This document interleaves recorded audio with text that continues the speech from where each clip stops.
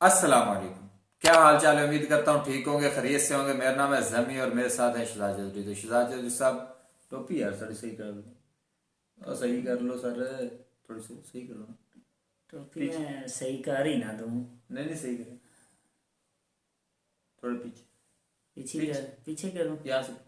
यहाँ से पीछे कर दे। यस, अब ठीक ठीक हो। है। हाँ, तो जी आज की वीडियो का टाइटल कुछ यूं है, इंडियन हमें भिखारी कहते हैं। नहीं, ये कुछ भी नहीं है, ये सर के साथ मजाक था जैसे। सही है। तो इंडियन हमें जनाब भिखारी कहते हैं, ये टाइटल हो गया। और देखते हैं ये वीडियो, एंड पे देंगे अपना रिएक्शन। अगर आप हमारे चैनल पर नए हैं तो चैनल को लाइक करें, शेयर करें, सब्सक्राइब करें और बेल का आइकन दबाना मत भूलिए। चलिए शुरू करते हैं, लेट्स स्टार्ट। मैं झूठ नहीं बोलूंगी, मेरे रोंगटे खड़े हो गए कि रेंट कार सुना था, अब prime minister house is on rent. I mean दुनिया में कभी भी कहीं भी आपने सुना है वजीर आजम हाउस को किराए पर चढ़ाने की मंसूबा बंदी कर रहे हैं? जी हां, बिल्कुल ठीक सुना आपने। और वो सारा भारतीय मीडिया सुबह से लेकर शाम तक वो गालियां दे रहा है, कह रहा है जी पाकिस्तान लुट गया, मर गया, इनके पास कुछ भी नहीं है, इन्होंने तो वजीर आजम हाउस गिरवी रख दी है। अब 3 साल बाद इसको समझ में आया कि अबे ये नहीं करना, इसको कुछ और बनाते हैं। अब क्या है, इसको कमर्शियल पर्पस के लिए यूज करेंगे। इसमें इवेंट्स होंगे, इसमें सेमिनार्स होंगे, वर्कशॉप्स होंगे, सिंपोजियम्स होंगे, बहुत बड़े बड़े इवेंट्स होंगे, कॉर्पोरेट इवेंट्स होंगे। ओके, बाद हमने भैंसें बेची बीनी सलीम साहिबा, और हमने दुनिया को बताया कि ये देखें, ये भैंसें हैं जो दूध देती हैं, ये भैंसें हम बेचने जा रहे हैं, इनसे जो रेवेन्यू आएगा पाकिस्तान का कर्जा उतारेंगे। ऑक्सफोर्ड को मैं सू करूंगा, ये बिलावल और इमरान खान जैसे प्रोडक्ट हैं तुम्हारी। बारिश आटा है तो पानी आटा है। और दूसरा ये ओफ, दरख्त रात में कार्बन डाइऑक्साइड ऑक्सीजन खारिज कर रहे थे। जर्मनी और जापान करीब हैं, साल में 12 मौसम होते हैं। कौन है भाई ये, किसकी प्रोडक्ट है? पता तो सबको है।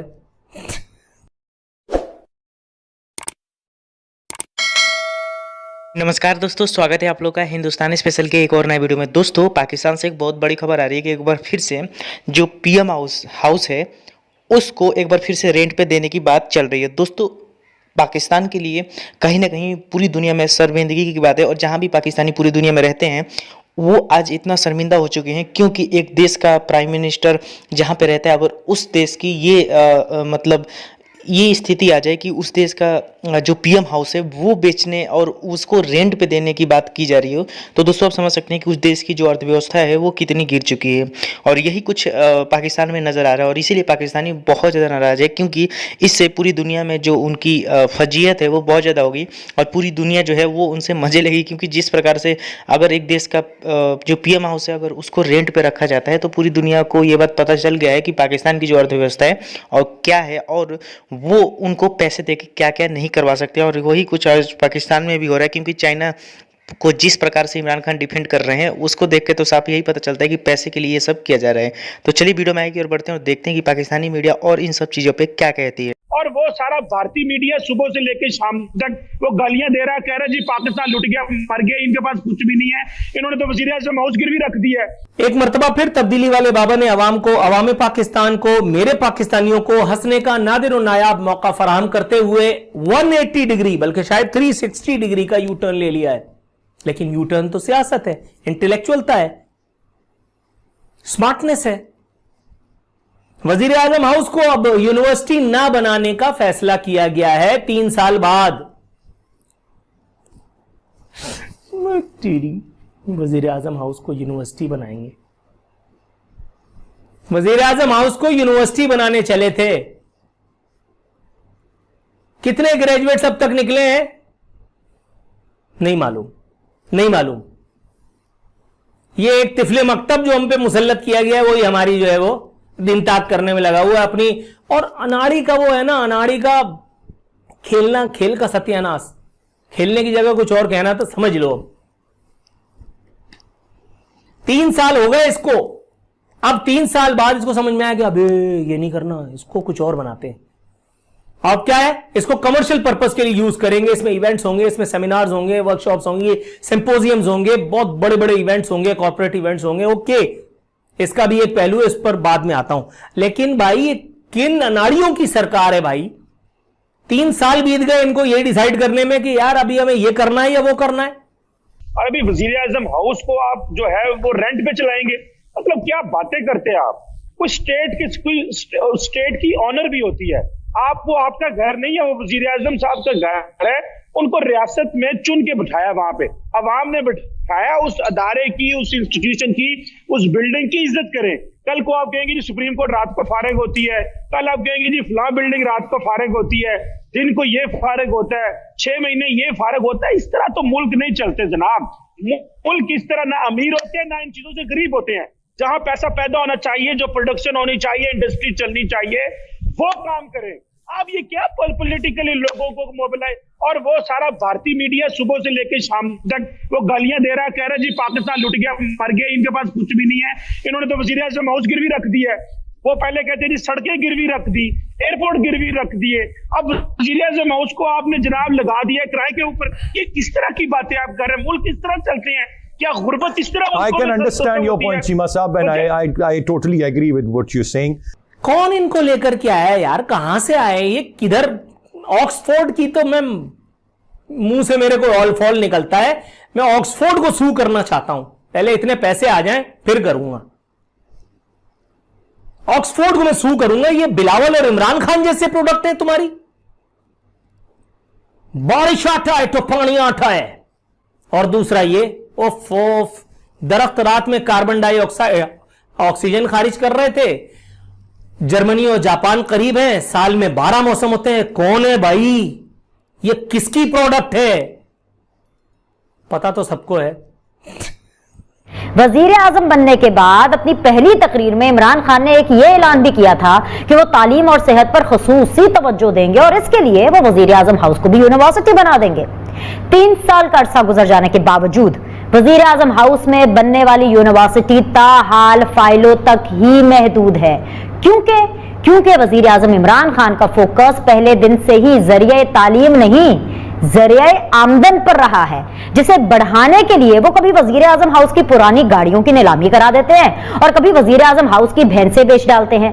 मगर अब वो कुछ नया करने जा रहे हैं। वो जरिया आमदन बढ़ाने के लिए पाकिस्तान के चीफ एग्जीक्यूटिव की सरकारी रिहाइश का यानी वजीर आजम हाउस को किराए पर चढ़ाने की मंसूबाबंदी कर रहे हैं। जी हां, बिल्कुल ठीक सुना आपने।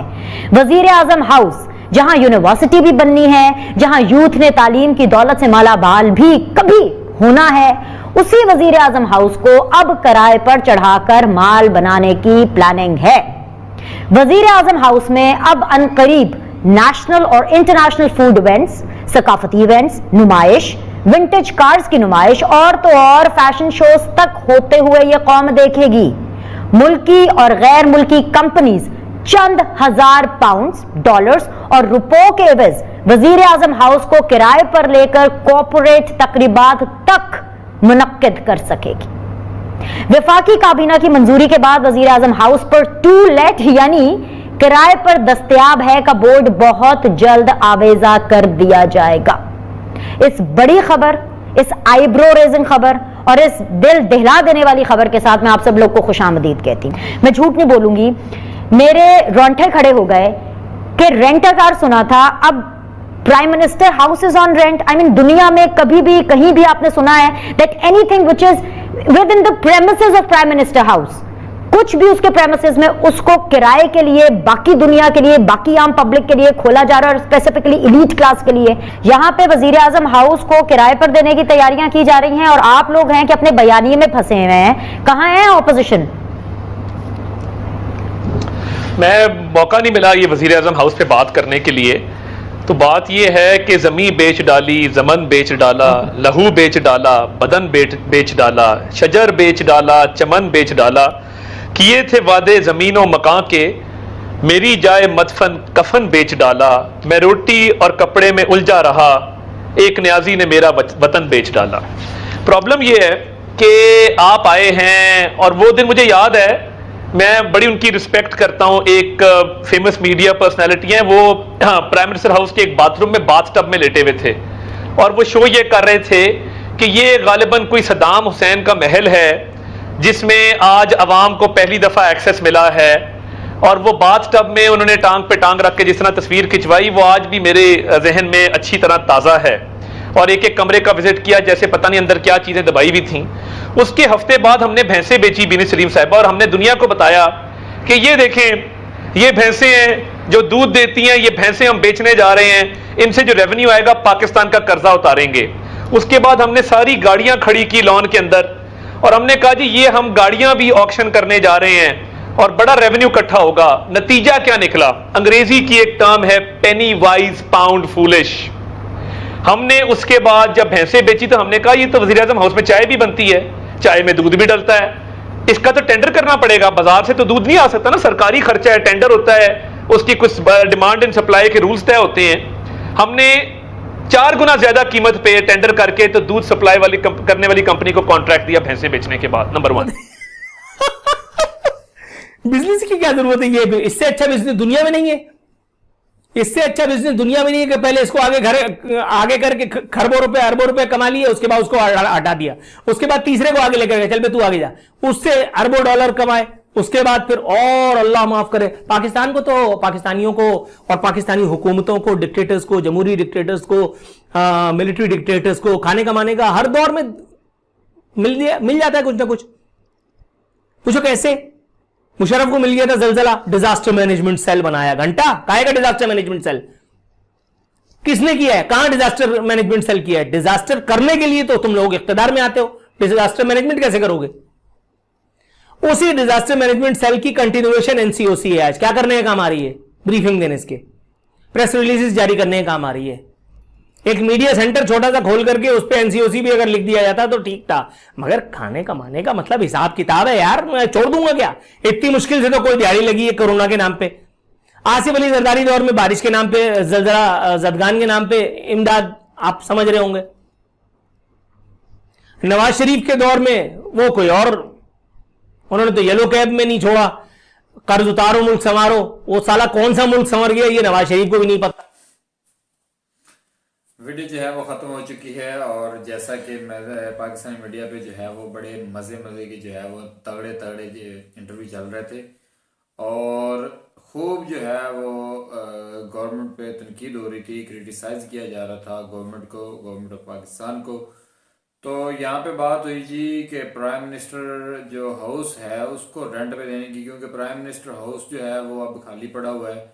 इमरान खान तो उसमें रह नहीं रहे, बाकी के जितने भी वजीर थे वो तो रहते थे उसमें, और इमरान खान साहब के पास अपना घर है, ज़ाती घर है बनी गाला सा, तो वहाँ से जो है इमरान खान साहब जो है सारा अपना काम ऑपरेशन करते हैं, सारा कुछ काम करते हैं। तो प्राइम मिनिस्टर हाउस जो है पाकिस्तान का, हुकूमत पाकिस्तान का, वो खाली पड़ा हुआ था। तो भाई अब जो भी चीज़ खाली होती है वो कहते हैं कि खाली बर्तन जो है ना उसमें से आवाज़ बड़ी ज़्यादा आती है। ये बात आप एक्सपेरिमेंट कर लेना, कभी भी कोई खाली बर्तन ज़मीन पे गिराना तो वो आवाज़ करेगा। तो इसी तरह जनाब जिनके वो क्या कहते हैं दिमाग खाली होना, तो फिर वो बड़ी आवाज़ें करते हैं। तो यहाँ पे ये सीन चल रहा है कि फैक्ट एंड फिगर देखे नहीं और बस ठीक है जो मन में आया वो लगा दी। तो ये तो वो बात हुई ना कि पता नहीं वो एक गाना था, तेरे पीछे वो सर्दी बाजी ला जा, इस तरह करके कुछ था। हाँ, तो वो सर की बाजी लगा देते हैं। तो ये बात होती है कि बाद में जो उनके साइड इफेक्ट, मुझे याद आ गया, इसी तरह था ना कोई पता नहीं, यार मनावना है। हाँ यार मनावना है, बिल्कुल ऐसे ही कुछ था, भावे सर्दी बाजी लग जाए। हाँ बिल्कुल। तो वो वाली बात है कि भाई आप पैसा कमाना है तो भाई सिरदी बाजी नहीं, सिरदी नहीं, फिर भला पाकिस्तान बेच दे, पाकिस्तान बेच दे। सही बात है। तो जी ये सीन है। तो इसमें इसके अलावा जो है बात हुई कि जनाब वो रात को फ्री है, अदालत रात को फ्री है, फलां जगह रात को फ्री है। ये बात, ये ऑथेंटिक बात थी। तो इससे ये बात बिल्कुल काबिले गौर है। ये अगर इंडिया गवर्नमेंट सुन रही है, हमारा रिएक्शन है, तो उनको भी चाहिए जो उनकी बिल्डिंग्स रात को खाली हो जाती, सिनेमा वगैरह या कुछ इस तरह की चीजें इंतजाम वहाँ पे हो जाना चाहिए। हो सकता है, बिल्कुल। काफी ज्यादा टिकट है इधर पाकिस्तान में तो सिनेमा घर के। तो पाकिस्तान में तो छुट्टियां भी कोविड की वजह से गवर्नमेंट स्कूल कॉलेज यूनिवर्सिटियां बंद रही हैं, वो भी इतनी ज़्यादा बिल्डिंग खाली रही है। उधर भी मेरे ख्याल में, और 3-3 माह की छुट्टियां होती हैं गवर्नमेंट अदारों में, स्कूलों में, गर्मियों की, 3 माह की वो छुट्टियों में 3 माह वो बिल्डिंग्स खाली होती हैं। तो इसी जो अच्छी बिल्डिंग्स हैं उनको हम मैरिज हॉल बना सकते हैं। वैसे सोचा जाए तो जो स्कूल की बिल्डिंग होती है उनमें जो है वो 3 मंथ जो भी बेघर लोग हैं उनको घर के फैसिलिटीज दी जाए, नहीं, एक और हो सकता है ना, ठीक है, रेंट पे दे ये दिया ना जाए।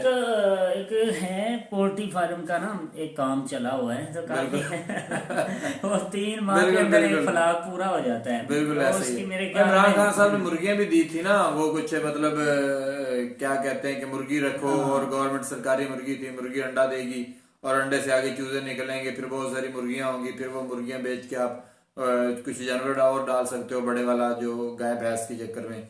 तो सर वो मुर्गियों वाला सीन तो काफी ठीक रहता है मेरे ख्याल में। जो फ्लॉक 3 मंथ में मेरे ख्याल है निकल, आप 3 मंथ में आप ब्रॉयलर के आप 3 फ्लॉक ले सकते हैं यार 40-40 दिन के। हाँ, लेकिन अगर वो अच्छे वाली दूसरी रखी जाए जो थोड़ी हार्ड होती हैं तो मेरे ख्याल में 3 माह उसे लग जाते हैं बड़े होते हुए।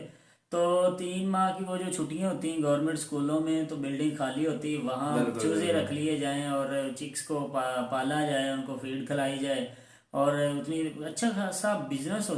ये बड़े क्रिएटिव माइंड बंदे हैं ना बिलावल भुट्टो और इमरान खान साहब। हम तो एक आइडिया शेयर कर रहे हैं भाई आपको कि अगर आपके मूड बन जाए जैसे कि इनसे आइडिया लिए है ना। देखिए आप बिलावल साहब ये कहते हैं कि बारिश आने से पानी आता है, कमाल की बात। बिल्कुल बिल्कुल बड़ी बात है यार, बड़ी बात है। वो लास्ट टाइम आपको पता है कि वो बिजनेस आइडिया तो हमने नहीं दी, बाकी हमें तो पता भी नहीं था। वो जो सरकारी एम्बुलेंस पकड़ी गई थी तकरीबन 35-40 के करीब, जो काम करती थी, क्या कहते हैं, आम लोकल जो पैसेंजर है उनको लेके जाने का आने का, तो उनको रात को जो है मतलब वो दिन में भी फ्री होती थी रात को भी फ्री होती थी, उनकी जो है वो काम नहीं था। तो वो एक भाई साहब ने उनको पकड़ के, रास्ते में जा रही थी ना, तो पकड़ के कान से पकड़ के ले गए यार, सरकारी एम्बुलेंस है। वो क्या कहते हैं कोई चीज अब यहाँ पे हमारे यहाँ ये होता है, नुकसान कर दो कोई बात नहीं, सरकारी है तो सरकारी खाता है कोई बात नहीं, नुकसान हो गया, मरीज मर रहे होते हैं सड़कों पे। मरीज जो हैं वो प्राइवेट एम्बुलेंस महंगे वाली लेकर हॉस्पिटलों में जा रहे होते हैं और जो गवर्नमेंट वाली हैं वो 20-50 रुपए किराए लेकर वो सवारी पब्लिक ट्रांसपोर्ट बनी हुई है। तो वो पकड़ी गई थी फिर, और उसके बाद तो फिर एक शो हुआ, शो होने के बाद तो ये कुछ भी नहीं हुआ। फिल्म तब ना मेरे ख्याल में नवाज शरीफ साहब तो अब आने से मेरे वो तो बदनामी जमाना हो गए लोगों की नज़र में। तो उनके नाम पर तो ऐसे ऐसे वो धब्बे लग चुके हैं कि अगर दोबारा से वो प्राइम मिनिस्टर बनते हैं तो दुनिया खिलाफ खड़ी हो जाएगी कि एक करप्ट वजीर आज़म है पाकिस्तान का, वहाँ कौन आएगा बिजनेस करने के लिए और कौन अच्छी उम्मीदें रख सकता है। तो नवाज शरीफ साहब तो अभी दूर दूर तक मेरे ख्याल में या नहीं उनका चांस है। तो 2 ही बंदे हैं दोबारा से, एक तो इमरान खान साहब और दूसरे हैं आसिफ जरदारी, जिनके लगते जिगर हैं मोहतरमा जनाब, मोहतरमा नहीं मोहतरम, हाँ मतलब सर जान के कह रहे हैं मुझे पता है। मोहतरम जनाब बिलावल भुट्टो साहिबा। तो ये देखें जी, ये मेरे ख्याल में बड़े कॉम्पिटेंट और बड़े ही ओवर क्लेवर और बड़े क्या कहते हैं आप, क्रिएटिव माइंड बंदे हैं दोनों। तो इनकी बड़ी बड़ी बातें और जब छोड़ते हैं तो लंबी छोड़ते हैं, समझ में पहले तो समझ में नहीं आती, 5-10 मिनट बाद बार बार सुनने के बाद फिर समझ में आता है कि वाकई ही जो दरख्त हैं वो ऑक्सीजन दे रहे हैं। और वो ऑक्सीजन हमारे जो हमसाया मुल्क हैं जर्मनी वगैरह और ये वो इस तरह की इतने मुश्किल और टफ लेक्चर होते हैं इनके कि इनकी बात को समझने के लिए दोबारा से ट्यूशन रखनी पड़ती है और फिर किसी स्कॉलर के पास जाना पड़ता है कि सर जब बारिश आती है तो पानी कहाँ से आता है। तो ये सारी बातें जो है ना बड़ी समझने के लिए हैं। और आज की जो न्यू नस्ल है, न्यू जनरेशन है, इसको इनके लेक्चर रेगुलरली और कंटिन्यूसली समझने चाहिए। बिल्कुल बल्कि हर क्लास में एक LCD टीवी का इंतजाम होना चाहिए, जिसमें जो है जब भी कोई सियासी जलसा या कोई इस तरह का सीन हो, तकरीर हो रही हो, तो उसमें एक कौमी खिताब जो होता है वो सारा बच्चों के साथ भी खिताब होना चाहिए। और उसमें सारा कुछ वो जो साइंस है, जो पाकिस्तान की साइंस है, पूरी दुनिया के पास नहीं है, वो बताई जाए कि भाई पाकिस्तान में ये साइंस चल रही है, तो आप इसके मुताबिक अपनी जिंदगी गुजारेंगे तो आप आने वाले वक्तों में क्या बनेंगे सर? तो आने वाले वक्तों में बनेंगे शेख रशीद। शेख रशीद बनेंगे। और साथ ही सबसे पहले हम उम्मीदवार हैं, जैसे ही इश्तहार लगेगा कि वज़ीर-ए-आज़म हाउस रेंट के लिए दस्तयाब है, तो सबसे पहले हमें ज़्यादा ज़रूरत है स्टूडियो बनाने के लिए, तो हम उसका कोई पोर्शन लेंगे या कोई एक कमरा नहीं, हम तो सारा का सारा ले लेंगे भाई। हम तो बहुत बड़े अमीर हो चुके हैं भाई। वो क्या कहते हैं कि आज खैर वो बात और हो जाएगी, फिर कभी किसी वीडियो में करेंगे। तो इसी के साथ वीडियो को करते इख्तिताम, मिलेंगे नेक्स्ट वीडियो के साथ। तब तक के लिए हमें दीजिए इजाजत। अल्लाह हाफिज।